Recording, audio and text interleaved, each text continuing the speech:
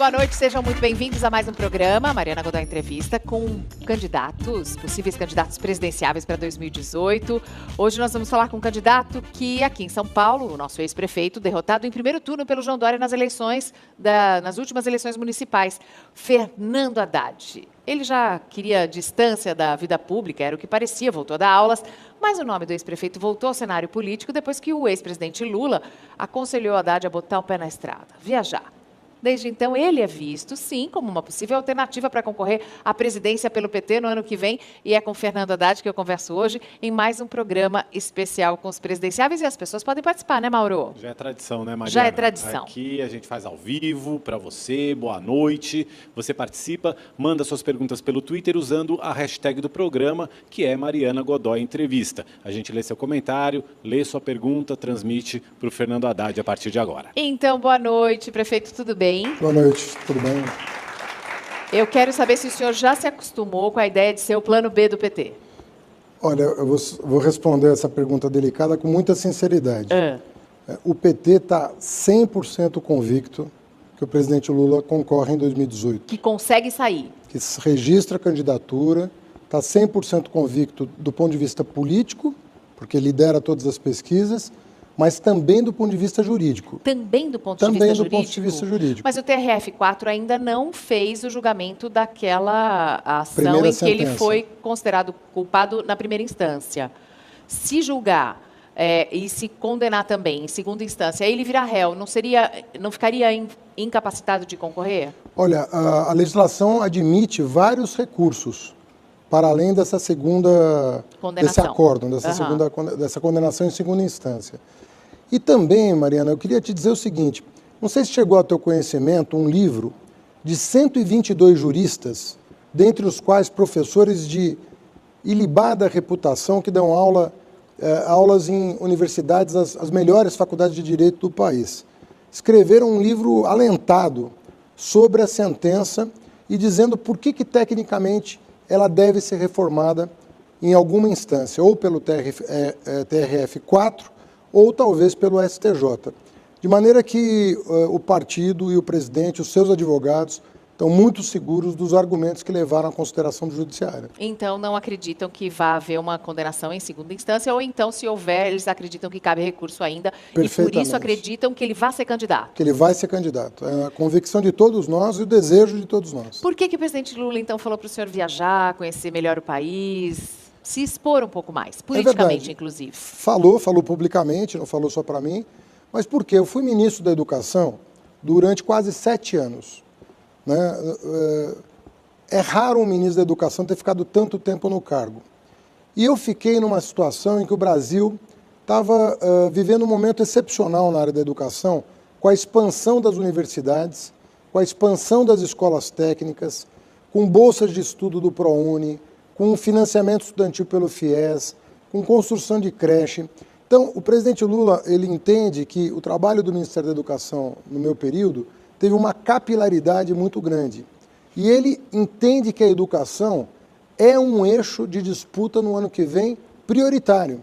Nós temos que retomar a agenda da educação, sem o que, na visão dele e na minha também, dificilmente o país sairá da crise, porque você tem que dialogar com o futuro, tem que dialogar com a juventude, tem que recuperar a esperança. Então, a educação, para nós, vai voltar ao centro das atenções, se depender do presidente Lula. Então, o senhor está viajando como um ministro da Educação? Eu estou como um ex-ministro da Educação, que está sendo convidado por quase todas as universidades do país para fazer palestras, para explicar o que foi aquele momento e as dificuldades que o governo Temer está impondo às universidades e institutos federais nesse momento. Além das financeiras? Olha, a financeira é mais grave, porque tem havido cortes importantes. A expansão do ensino médio federal ela foi suspensa. Fala-se muito em reforma do ensino médio. Isso não vai acontecer sem o apoio ao ensino médio federal, que é o melhor do país, né, em termos de qualidade. Então, tem toda uma agenda para ser concluída na educação, que foi iniciada no período do Lula e que ele quer retomar. Então, essa reconexão com a inteligência do país, que está instalada nas universidades, nos institutos, é fundamental para a superação da crise. Esse foi o objetivo dele quando me pediu que visitasse os estados. Eu já visitei boa parte deles e vou continuar visitando. O senhor vai para Minas se encontrar com ele na caravana? Fim de semana que vem está previsto o meu encontro com ele. Fala para ele vir aqui também falar com a gente. Fala, Mauro. Houve um encontro em Brasília, há cerca de 10 dias, justamente sobre educação, com a sua participação, com a participação do ex-presidente Lula. Ali se falou muito de ensino superior. E a atenção ao ensino básico, que continua ainda em uma situação bastante precária no país? O que é preciso fazer pela educação básica, que é a mais importante? A gente tem jovens que acabam saindo da escola ainda sem saber ler direito, sem saber fazer conta direito. O que dá para melhorar? Certo. Olha, em primeiro lugar, nós temos que continuar apoiando a educação infantil. Nós triplicamos a matrícula em educação infantil no país, sobretudo na creche. Não havia atendimento de creche no Brasil. Hoje é uma realidade. Em São Paulo, quando eu fui prefeito, nós abrimos mais de 100 mil vagas de educação infantil em 4 anos. Então, como isso foi possível? Porque foi criado no governo Lula o Fundeb, que é um fundo que financia da creche até o ensino médio todas as matrículas. Segundo lugar, a curva do IDEB começou a crescer. No período anterior ao Lula, o IDEB caía. O IDEB é aquele índice que mede a qualidade do ensino. Nós revertemos as curvas de qualidade, tanto no Fundamental 1 quanto no Fundamental 2. E, em terceiro lugar, educação profissional e educação superior tiveram uma expansão inédita no Brasil. Quais são os gargalos da educação hoje? Ensino médio, que ainda está bastante descuidado, que é de responsabilidade dos governadores. Portanto, nós temos que convocar os governos de Estado a assumirem uma responsabilidade maior pelo ensino médio, as escolas estaduais. E, do ponto de vista do magistério, nós criamos o Piso Nacional do Magistério. Foi importante, foi durante a minha gestão, mas é insuficiente para a valorização da carreira. Ainda atrai poucos talentos a carreira do magistério. Eu diria que são duas questões que estão na ordem do dia, que precisam ser enfrentadas. Já faz tempo que ser professor deixou, né? Já faz algum tempo que deixou de ser uma carreira atrativa, né? e respeitada, inclusive, para se transformar num quase um subemprego, né? O Luciano Huck fez uma propaganda, parecia que ele estava chamando as pessoas para fazer um bico, né? Como professor. Você aí, olha, a carreira... Tá precisando de dinheiro? Venha ser professor. Eu falo com orgulho de ser professor. Minha mãe é professora, minha profissão é professor, né? E eu tenho muito orgulho de ter criado, junto ao presidente Lula, o Piso Nacional do Magistério. Foi uma melhoria grande para os professores do interior, aí lá no sertão, no semiárido, no interior do Maranhão, Piauí. Você duplicou, ou mais do que duplicou, o salário do professor nessas regiões. Mas, em termos nacionais, você ainda não deu o salto para tornar atrativa a carreira no magistério. Então, nós precisamos avançar para colocar prioridade na figura da professora, do professor. Falo professora porque 80% é de mulheres. É feminino, né? Tem uma pergunta aqui do Washington. Tem nome de presidente, Washington Luiz. Boa noite. Se caso o Fernando ganhar, ele teria alguma estratégia para melhorar a capacitação dos professores? Então, é isso que nós estamos falando, né? Você tem que incidir na carreira docente. Nós tínhamos uma ideia que foi abandonada, né? Estava sendo gestada em 2010, 2011, e depois ela não prosperou, que era criar um concurso nacional para ingresso na carreira docente. Como se nós fizéssemos uma prova nacional para o ingresso na carreira docente. Não fizéssemos uma prova local.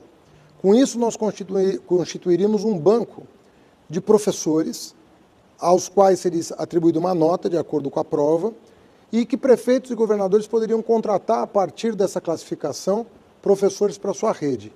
No nosso entendimento, isso seria um caminho de valorização da carreira, porque os melhores professores iam ser disputados por prefeitos e governadores que teriam que remunerar melhor, para atrair os mais bem colocados do concurso nacional.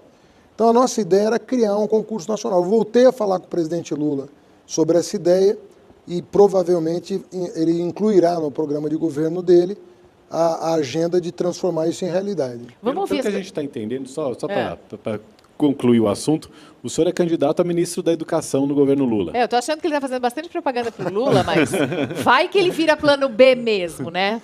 Olha, depois de ter passado tanto tempo no Ministério da Educação e sendo professor a vida toda, Não tem como não falar de educação, mas eu estou aberto a falar de qualquer outro assunto. A gente vai perguntar, então, sobre outros assuntos e vamos ouvir o que o povo na rua quer saber do Fernando Haddad. Vamos ouvir. Você cogitaria sair do PT, se desvincular completamente do PT para poder dialogar melhor com outras bases, com outros fragmentos da política paulistana? Sabe o que eu vou fazer? Essa pergunta é boa. Muita gente perguntando, inclusive aqui no Twitter, por que ele não sai do PT? Porque o PT é um partido que ficou com a imagem muito manchada com as últimas denúncias de corrupção envolvendo dirigentes do partido. Depois do intervalo, Fernando Haddad responde a pergunta do nosso telespectador. Já, já.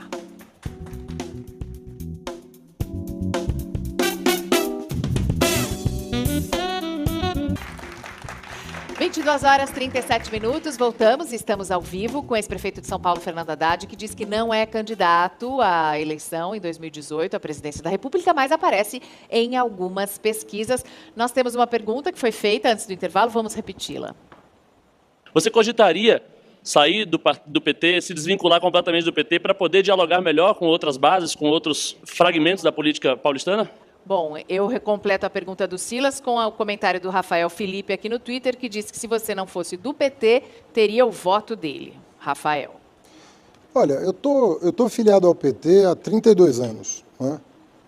E eu acredito que o Brasil precisa de um partido trabalhista, de um partido com as características do PT no que diz respeito à sua agenda, uma agenda radical de combate à desigualdade.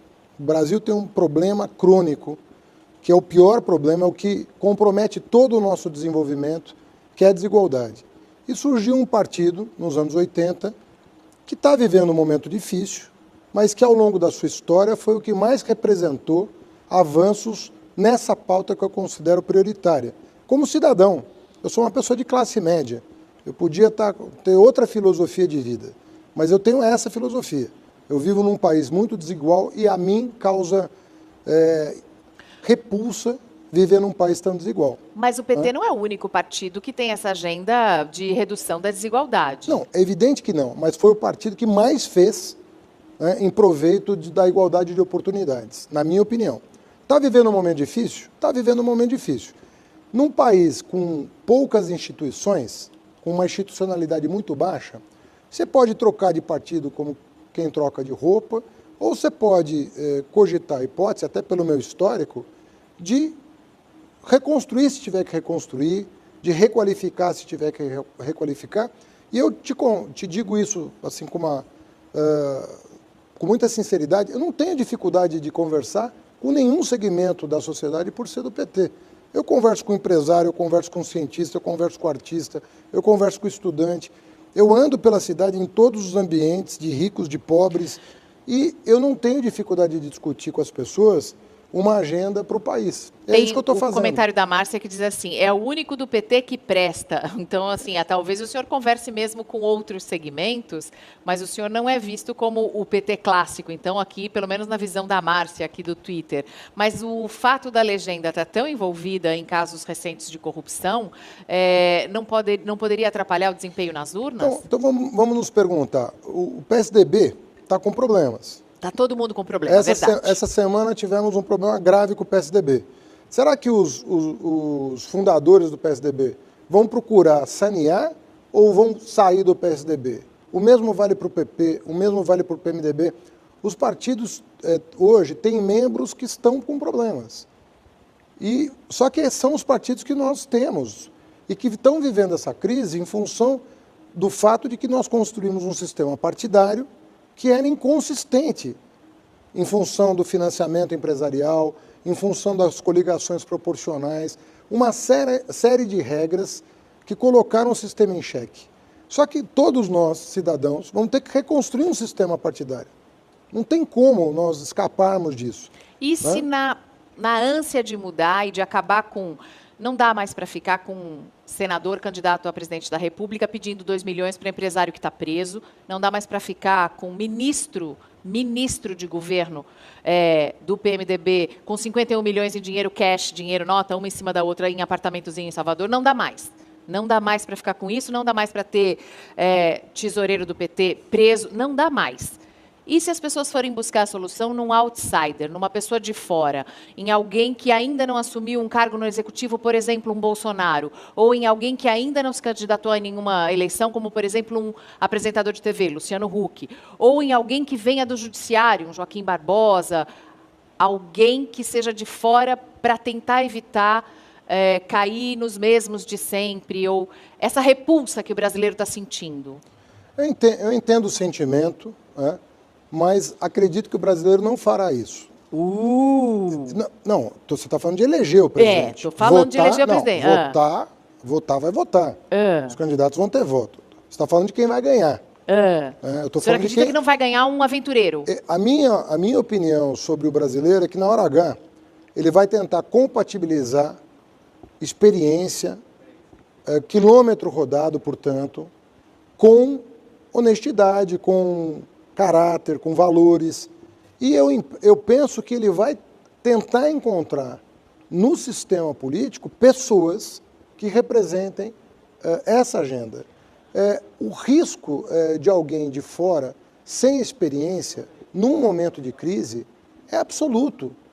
Você pode até se sentir familiarizado com uma pessoa, simpatizar com uma pessoa, né? Mas o risco de você eleger um presidente num momento de crise aguda, sem nenhuma experiência, é a mesma coisa que escalar o Luciano Huck ou o Bolsonaro para entrar no 7-1 contra a Alemanha. Vai virar 12-1. Nós estamos num momento de crise. Não adianta buscar gente inexperiente para resolver os problemas dramáticos que nós estamos vivendo. Tem que ser gente que entende do riscado, que tem quilômetro rodado, que tem bagagem, né? Que tem bagagem para resolver. Não são, os problemas que nós temos para enfrentar não são simples, e se a gente abrir mão de bagagem, se a gente abrir mão de estofo nessa hora, nós vamos estar assumindo um risco desnecessário. Bom, não sei se todos teremos, né, essa lucidez na hora de votar, talvez a gente seja um pouco mais emocional. Mas basta 50% mais um. Né? Eu quero saber do Fernando Haddad, qual seria a sua prioridade? O que é preciso olhar primeiro, depois de... Quem vai pegar o Brasil em 2018 precisa olhar primeiro para quê? É para a economia? É para a educação? Precisa olhar primeiro para quê?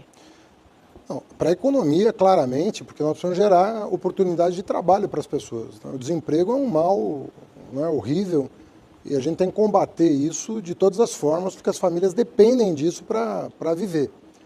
Então, a economia ela tem que entrar nos eixos. Nós não podemos crescer 0%, crescer 1% ao ano. E, para isso, há fórmulas consagradas. Por exemplo, o investimento público em infraestrutura, construção civil, precisa ser retomado. Não podemos você fala em investimento em construção civil, eu já fico lembrando das empreiteiras, do superfaturamento nas obras, já vai me dando uma gastura, já vou passando mal. Mas olha, Mariana... Precisa parar para depois recomeçar e fazer diferente. Tem obras que estão 80% prontas. Tem escolas técnicas que estão com 80%, está 80% pronta a obra. E você não gasta 20% para abrir. Como é que você vai deixar de investir em educação? Como é que você vai deixar de matricular pessoas em universidade? A juventude quer continuar entrando na universidade. Nós tínhamos 3 milhões de universitários no começo da década passada. Nós estamos com 8 milhões de universitários. Isso é uma mudança de qualidade. Você está formando massa crítica no país. Você não vai gerar emprego? Imaginar que só o empresário vai gerar emprego sem uma combinação de investimento público e privado é uma loucura. Nenhum país do mundo abdica do investimento. Nós temos que voltar a investir. Nós temos que criar um ambiente de negócio, recuperar a confiança do investidor privado. Está todo mundo recolhido, está todo mundo esperando acontecer alguma coisa. Então, resgatar a confiança, repactuar parcerias público-privadas. Olha o que nós conseguimos com o ProUni. Quando nós lançamos o ProUni, sem dinheiro, foi uma troca de impostos por bolsa de estudo. Oferecemos mais de 2 milhões de bolsa de estudo para os ProUnistas. Gente que não estaria na universidade. Será que nós não podemos fazer parcerias desse tipo com a iniciativa privada? Será que só tem empresário corrupto no país? Não tem uma um empresariado que possa fazer parceria com o Estado? Nossa, o UOL fez uma matéria sobre corrupção nas pequenas cidades do Brasil, 10 bilhões de dinheiro desviado em pequenas prefeituras. E, então, assim, lugares bem afastados, roubando de pouquinho em pouquinho, 10 bilhões de desvios. Como acabar com a corrupção? O nosso povo é corrupto?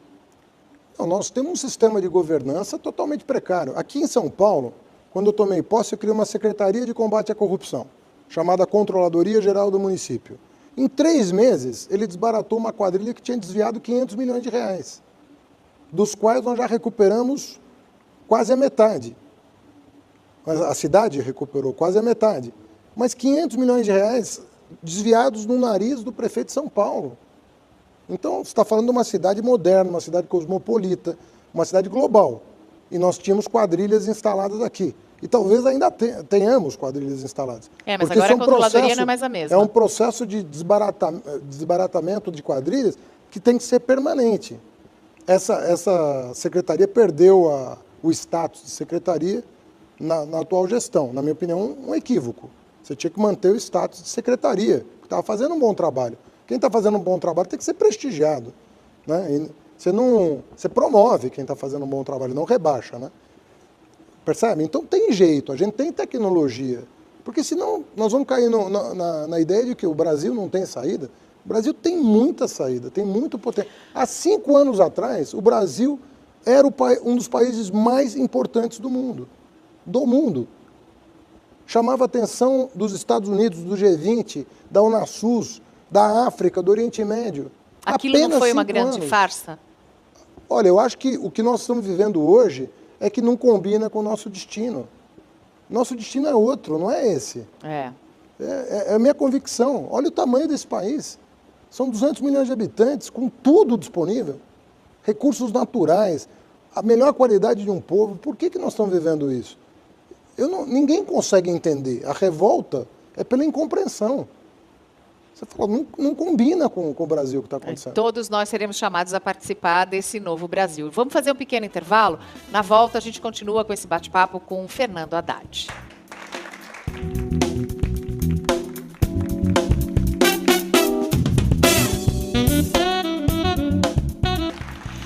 Voltamos para uma conversa ao vivo com o Fernando Haddad, que foi prefeito de São Paulo e que eu continuo achando que é o plano B do PT. Ele nega, hein, Mauro? Mas estão chegando muitas perguntas aí? Muitas perguntas, inclusive, em relação ao próprio PT. Haddad, você vinha falando de que os partidos tradicionais têm que ser os responsáveis também pela mudança no quadro político. Não adianta a gente pensar em outsiders. Mas, por exemplo, o Rogério Rizzo, ele pergunta como provar que o PT irá mudar se os nomes são os mesmos. Ou seja, a gente teve agora mesmo uma tentativa de uma reforma política que não foi para frente no Congresso. Ou seja, se as estruturas partidárias estão tão contaminadas, como é que a população vai acreditar que essas mesmas estruturas vão ser as responsáveis por uma transformação? O problema de toda reforma política é que ela tem que contar com uma energia interna que não se manifesta, porque a tentativa dos parlamentares, sobretudo, é sempre preservar os seus mandatos. Então você não consegue fazer a reforma por isso. Mas numa crise você faz, porque vai ter pressão popular, vai ter pressão do Supremo Tribunal Federal, como aconteceu. As coisas estão se mexendo. Uma reforma que tem que estar na ordem do dia é a reforma partidária. Os partidos não podem continuar sendo essas caixas pretas, em que tem comissão provisória de partido que tem 20 anos. Imagina uma comissão provisória de 20 anos, deixou de ser provisória. No entanto, por que se mantém assim? Para o cacique continuar mandando nos departamentos, vamos dizer, né, nos diretórios regionais da sua instituição. Então tem que haver também uma reforma partidária. Teve algum avanço? A proibição de dinheiro de empresário, dinheiro de empresa em campanha eleitoral, na minha opinião, foi um avanço, proibir. A coligação proporcional só acabou para 2020. Foi um erro, devia ter acabado para a próxima eleição, para dar condições de governabilidade para o próximo presidente. Mas em 2020 vai acabar. Provavelmente, em 4 anos, nós vamos ter uma redução drástica do número de partidos. Isso vai ajudar, porque você não tem tantos ideários assim. Você tem a social-democracia, o trabalhismo, o liberalismo, o conservadorismo, mas você tem meia dúzia de visões de mundo que precisam estar representadas. Isso vai acontecer no Brasil, vai diminuir o número de partidos, o que vai dar melhores condições de participação. Agora, nós também temos que mobilizar a democracia de outras maneiras. A participação não pode só acontecer em eleição. As cidades têm que estar mobilizadas. Eu passei 4 anos à frente da Prefeitura de São Paulo, a quantidade de conferências e audiências públicas que nós fizemos para aprovar faixa de ônibus, para aprovar onde ia ser construído o hospital, como ia ser o plano diretor, como é que ia ser o carnaval, sabe, nos mínimos detalhes, você chamava a audiência pública para conversar com as pessoas sobre as mudanças que estavam acontecendo. E as pessoas reclamavam que era pouco ainda. Às vezes falava, discutiu pouco, e é legítimo que as pessoas reclamem por mais discussão. Mas eu entendo que a vida política vai passar por uma transformação grande a partir de 18. Nós vamos ter um ano quente o ano que vem, né, que eu espero que seja produtivo. Né? É um ano que precisa ser, como é que disse o Ciro? Precisa de testosterona? É para só homem briguento entrar? Não, cabe mulher aí nessa discussão? É um ano que precisa mobilizar mentes e corações, eu diria. Olha, o Mourão... Mentes e corações. Só mente não vai adiantar, só coração não vai adiantar. As duas coisas combinadas, nós temos que cada um de nós tem que dar o melhor de si para a gente retomar o país, retomar as rédeas do país. A Kátia Rubelsperger diz que não cabe mais esse discurso e o Mourão diz que a crise hoje do país é fruto da quadrilha do PT, que não dá para defender mais o Lula. O Lula? É. Eu acho que 40% das pessoas não só defendem o Lula, como querem votar nele. Né? E eu acho o seguinte, olha, eu sou totalmente contra a impunidade. Né? Eu digo isso assim, se um parente meu cometesse um ilícito, eu ia defender a punição. Podia ficar muito triste no dia que isso acontecesse. Mas paciência, né? Tem uma lei, errou, paga. Agora, eu realmente não consigo ver no processo a discussão que está sendo feita. Eu vejo assim, o Eduardo Cunha tinha dinheiro no exterior, dólar, euro, o outro pediu 2 milhões, o outro pegou uma mala, o outro tinha um apartamento com 52 milhões de reais. E aí quando eu vou para o caso eu não consigo, que da escritura, dormir, eu não consigo ver onde é que está o ponto. Eu acho que o dia que aparecer uma prova cabal, acho que todo mundo vai dizer, olha, lamento, mas tem que pagar pelo que fez. Agora, eu acho que forçar uma situação para tirar alguém da disputa, eu não acho muito correto. Você forçar uma situação. Você não pode supor que alguém ia trocar de apartamento sem pagar a diferença de preço. Não pode ser uma suposição. Olha, ele ia trocar de apartamento, ele tinha um apartamento tipo, ia trocar pela cobertura e não ia pagar a diferença de preço. Por que isso?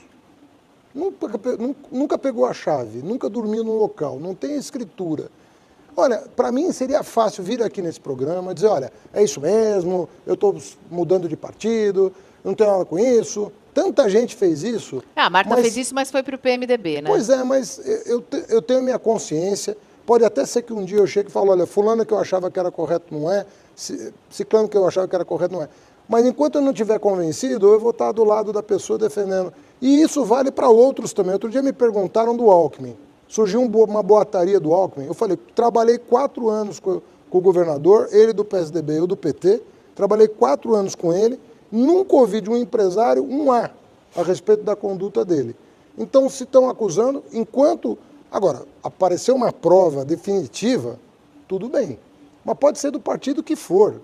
Se eu sei que a pessoa é correta, eu vou defender. E vou ser adversário político. Vou disputar a eleição com a pessoa. Mas eu não vou usar uma acusação de um delator bandido, de um delator mentiroso, porque a delação, nós temos que tomar muito cuidado com esse instrumento. Ele é útil? Ele é, desde que alguns cuidados sejam tomados. Porque se a pessoa começar a usar delação para só obter benefícios da justiça, teve delator que teve redução de 90% da pena e ficou com 100% do patrimônio. Sabe, a partir do momento que você começa a fazer isso, o oportunismo ocupa o lugar da justiça. Então, eu sou a favor do seguinte, justiça é para todo mundo, justiça doa quem doer. Agora, é justiça, tem que ir lá e provar por A mais B que a pessoa merece aquilo, aquela punição. Agora, Caso contrário, não. Nesse quadro de polaridade, de polarização política que a gente vive hoje, um eventual retorno do presidente Lula, do ex-presidente Lula à presidência da República, não iria acirrar ainda mais os ânimos? A gente não correria o risco de haver uma ruptura de vez? Olha, vamos para a experiência. Quem teve o maior apoio popular de todas as classes sociais da história do país? De empresários, de pobres e ricos, de negros e brancos, de mulheres e homens, de LGBT, do que você quiser. Quem foi a pessoa que angariou mais apoio no exercício da presidência, na história do país? Chegou a ter 80% então, de aprovação. Eu acho o seguinte, gente, vamos ver o que o Lula vai propor. Vamos ver o que o Alckmin vai propor. Vamos ver o que o Bolsonaro vai propor. Vamos escolher a melhor proposta para o país. Vamos baixar a bola e escolher a melhor proposta para o país. O país está precisando de proposta agora. Está precisando de saída. Vamos observar. As pessoas estão sujeitas a apresentar uma proposta boa ou ruim. Vamos deixá-las submeter suas plataformas. Davi, aí como é que a gente vai acreditar que o PT vai ter uma proposta e vai cumprir a proposta se a última eleição a Dilma tinha um programa de governo e não cumpriu o programa de governo? Nomeou Joaquim Levy logo de cara ali, contrariou totalmente o que tinha prometido na eleição. Eu acho que foi um erro grave, como aconteceu com o Fernando Henrique Cardoso no primeiro mandato, que falou que ia manter o câmbio em paridade com o dólar real. Dia 13 de janeiro perdeu, mas ele não foi impedido de governar e de tentar corrigir o erro que cometeu.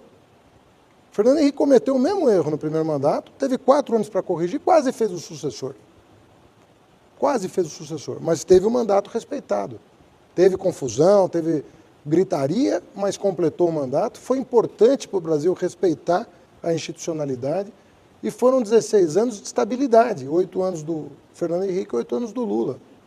Então nós temos que aprender a respeitar as regras do jogo.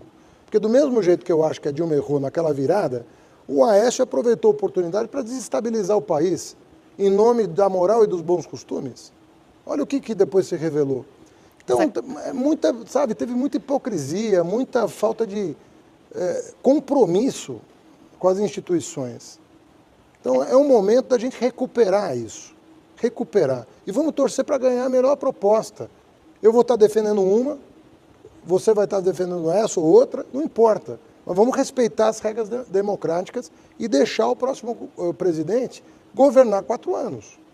Depois tem a reeleição que você julga se ele merece mais 4 ou não.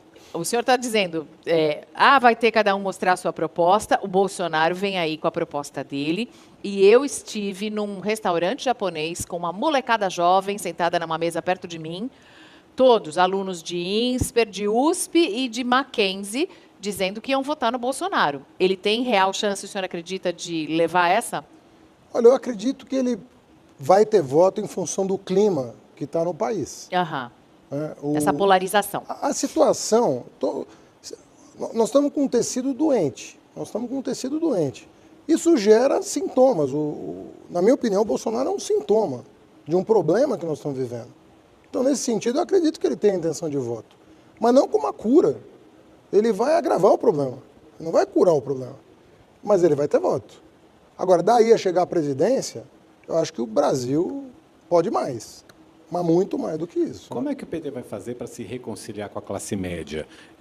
No seu artigo na revista Piauí fala de o que seria talvez um erro estratégico do PT, que na preocupação em combater as desigualdades sociais, acabou fazendo ricos mais ricos, pobres menos pobres e deixou a classe média num limbo. Isso é uma autocrítica que o PT tem que fazer e é necessário uma reconciliação com a classe média? É o que o Fábio Baeta pergunta, como reconstruir o PT? Não, eu disse isso na Piauí e depois que eu escrevi essas linhas, saiu um estudo científico mostrando que foi exatamente o que aconteceu. Os ricos ficaram mais ricos, os pobres ficaram bem menos pobres e uma determinada classe média perdeu posição relativa. Não perdeu poder de compra, mas perdeu posição relativa. Isso gerou um certo ressentimento, como alguém que foi descuidado, né? Como alguém que não teve as suas ambições, suas pretensões, seus desejos, seus anseios observados. Eu penso que nós devemos fazer uma reconsideração disso, porque, de alguma maneira, o modelo econômico a ser pensado deve contemplar também essas camadas, sobretudo os empreendedores. Há muito empreendedorismo no Brasil que precisa de um olhar mais atento, na minha opinião, né? Houve um apoio ao empreendedorismo, talvez não o suficiente para promover mais cidadania, né? A gente olhou muito o empresário e o trabalhador, e o empreendedor talvez não tenha tido o espaço que merece numa sociedade tão complexa como a nossa. O Rogério Rizzo, que já enviou várias perguntas, a gente te agradece a participação, Rogério, está te perguntando, o PT pretende utilizar os bancos estatais para fazer girar a economia, promovendo juros mais baixos? Chegaram outras perguntas também no sentido de saber a sua opinião sobre a Caixa Econômica Federal, se deve ser privatizada ou outros bancos públicos também. Petrobras também incluo nessa pergunta. Fala de privatização de Petrobras também. Olha, eu acho um absurdo as propostas que estão surgindo de vender os bancos públicos. Os bancos públicos, em 2008, eles foram fundamentais para o Brasil enfrentar a maior crise do capitalismo internacional, depois de 1929. E vamos lembrar que, em 2010, o Brasil cresceu 7,5%, em função da alavancagem de crédito, de promoção, tanto do consumo quanto da produção. Então, os bancos públicos têm um papel fundamental.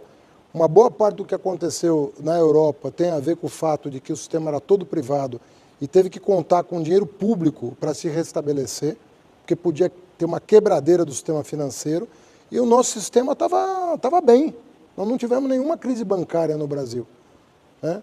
Porque nós temos boas regras de governança, inclusive dos bancos privados, mas temos bancos públicos que são eficientes. Sem Banco do Brasil, você não vai ter agricultura, você não vai ter agronegócio, você não vai ter agricultura familiar. O Banco de Fomento à Agricultura Familiar e ao Agronegócio é o Banco do Brasil. Sem Caixa Econômica Federal, você não tem Minha Casa Minha Vida, você não tem saneamento, você não tem nada. Sem BNDES, você não tem o pouco da indústria que sobrou, depois dessa quebradeira que aconteceu. Então, esses três bancos, cada um com a sua característica e a sua vocação, ele fomenta setores importantíssimos da economia. Sobre então, a Petrobras, ela está sendo fatiada e vendida nesse momento. E eu sou a favor de manter a governança sobre o pré-sal. O pré-sal não é qualquer coisa.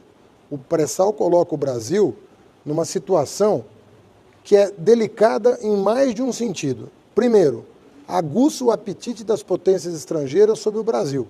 Está todo mundo de olho no nosso pré-sal, inclusive as petrolíferas americanas. 2, se a gente não souber o que fazer com o petróleo, nós vamos gastar o dinheiro da pior maneira possível, como se fosse um bem infinito, e não é, ele é finito. Então você tem que usar o dinheiro do pré-sal naquilo que vai dar consistência ao nosso desenvolvimento de longo prazo, desenvolvimento sustentável. A decisão de vincular o pré-sal à educação foi a mais correta, porque se nós educarmos uma geração, essa geração educada vai facilitar o trabalho da escola no que diz respeito à geração futura. Então, a educação tem essa característica, né? Quando você dá o salto, você não retrocede mais. É difícil retroceder em educação depois de dar um salto. Então, vincular o recurso do petróleo à educação, na minha opinião, é a bandeira que deve nortear os propósitos. Eu vou ter que fazer uma pergunta para o senhor aqui do Nando Martins, que quer saber sua opinião sobre o alimento farinata, ou a ração do Dória, que assim ele chama entre aspas, mas ficou conhecida assim na internet, que o prefeito João Dória anunciou que seria distribuída para moradores em situação de rua, depois que iria somente para os abrigos, depois que iria fazer parte da merenda escolar, depois ele voltou atrás e disse que não. Olha, essa atual administração da gestão Dória, ele cortou um programa de suplementação alimentar que tinha 20 anos. Cortou? Que era o Leve Leite. Ah. O Leve Leite não é... posso defender até com mais liberdade, porque não foi nem de uma administração do PT. Não foi nem Erundina, nem Marta, nem eu. Foi Paulo Maluf que fez. Leve Leite, tinha 20 anos. Cortou a suplementação alimentar, alegando que as crianças estavam obesas, que as crianças não precisavam do suplemento. Aí você corta o leite e introduz a ração, a farinato, que nome tenha. Eu não consigo ver consistência nessa decisão. O que eu vi foram famílias reclamando do corte do leite. Ele disse que cortou o leite porque algumas pessoas vendiam o leite no Facebook, anunciavam e vendiam o leite. Mas o que é delas, se você dá para as pessoas... Tinha gente que fazia bolo, tinha gente que dava para o filho meio pacote, dava para o vizinho a outra metade, tinha gente que trocava por carne, tinha gente que trocava por medicamento. Nós fizemos pesquisa sobre o que as pessoas faziam com o leite no começo da nossa gestão. Eram as mais variadas destinações. Tomavam o leite, tomavam uma parte do leite, trocavam com outra coisa. É do jogo. Você tem um programa, é do jogo. Agora, você que seu legado está ameaçado? Você suprime o leve leite e introduz um alimento sem sequer atentar para as regras de segurança alimentar. Eu, sinceramente, não vejo sentido na medida. Acho que eu tenho que fazer a última pergunta, porque é uma pergunta que a gente faz para todo mundo que está vindo nesse programa da série especial dos presidenciáveis, que é por que você gostaria de ser presidente do Brasil? Ele disse que não, mas eu vou fazer a pergunta assim mesmo. Olha, eu quero ajudar... Participar? Eu quero participar e gostaria que o projeto do qual eu fiz parte voltasse à presidência da República, porque é um projeto que eu vivi intensamente e vi dar certo. Eu participei do governo federal de 2003 a 2011, até janeiro de 2012. Eu vi um Brasil diferente. Eu vi um Brasil que eu sonhava na infância e adolescência que eu imaginava que nunca ia chegar. O que aconteceu depois não faz sentido para o potencial que nós criamos de desenvolvimento humano nesse país. Então, eu quero retomar esse sonho, não quero que aquilo seja um sonho de uma noite de verão. Eu quero que aquilo seja um sonho que se transforme em realidade. Isso estava acontecendo. Isso não tem porquê, nós não temos por que abdicar da realização desse sonho. Quero viver aqueles bons tempos de novo. Obrigada. Eu agradeço, então, a participação do ex-prefeito de São Paulo, Fernando Haddad, plano B do PT, embora ele diga que não. Muito obrigada, prefeito. Obrigado. Eu vou me levantar agora. Ainda estou mancando um pouquinho. Obrigada. Boa sorte até sexta-feira que vem. Obrigada, Mauro. Obrigada a todos vocês.